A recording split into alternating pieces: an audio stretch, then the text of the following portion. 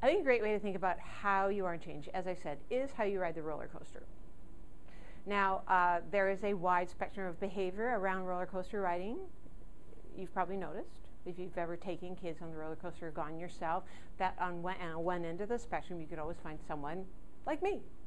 And maybe some of you are like this. I just wouldn't go on. Just basically avoided that ride. And when I did go on, I was dragged on. I insisted to my friend that I take the middle car. Now, this was that P&E roller coaster, the old wooden one. Anyone been on that, right? Yeah, the wooden, old 1938 kind of rickety thing.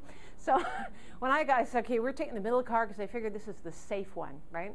And then when I got on the ride and the handlebar came down, I felt important to white knuckle that and just kind of gnarl myself up to a ball of tension the whole way, just kind of eyes shut, just totally hating it, basically, and praying to the moment it would end, and as soon as it would end, I would jump off and run to the bathroom and throw up.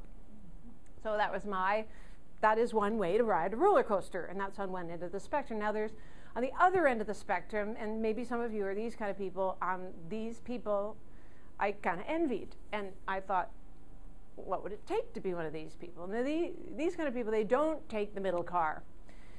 If you like roller coasters, which car do you usually take?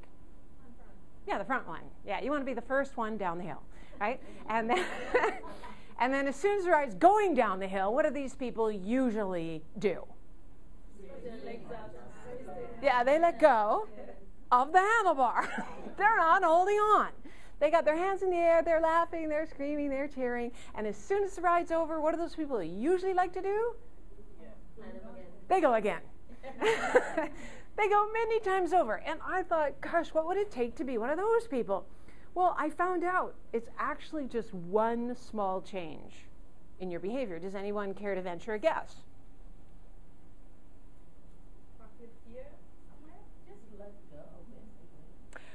You got it. Bing, bing, bing.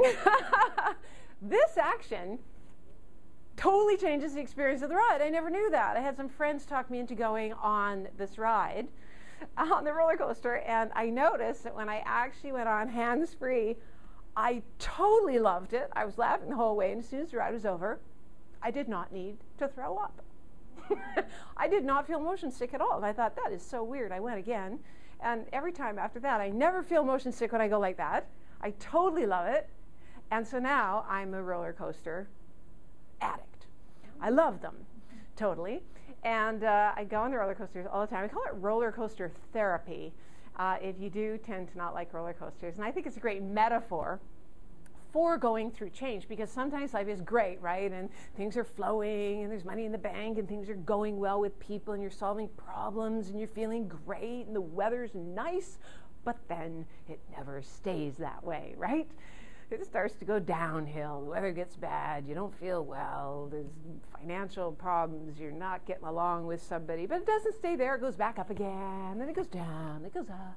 It goes down. If you look back over your life, I bet everyone in this room would tell me to one degree or another, it's been a roller coaster, right? To some degree or another. Maybe sometimes more like this, sometimes more the adult roller coaster, and sometimes you're just on the 360-degree screaming machine, right? So if that's true, if for your life up to this point it's been a roller coaster, chances are it's going to continue to be a roller coaster, right? So you can be on the ride like this or like this. Woohoo!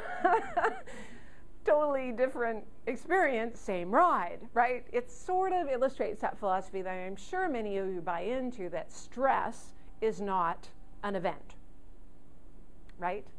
It's your reaction to, your relationship to the event. Why could two people be on a roller coaster and totally experience it differently, right? So, and it's easy enough to see with other people, but you know, when it seems like life's just throwing you a whole bunch of things, how can you, like, wow, 5 people are sick today, and I'm covering for everybody. Yes! All right, it's Monday, and it's pouring with rain. There's no coffee. Yes, and you can just, there's no money in the bank, woohoo! And, it's like a totally different thing, right? It's a different experience. It's sort of like an adventurous part of you that goes, what kind of adventure is this going to be, and how can I find an innovative way of dealing with it? Now, you know, easier said than done with some things, I realize. But it's, you know, if you can do it with the small things, it's sort of helpful to deal with it when the big things hit. How can I find a way to create an opportunity?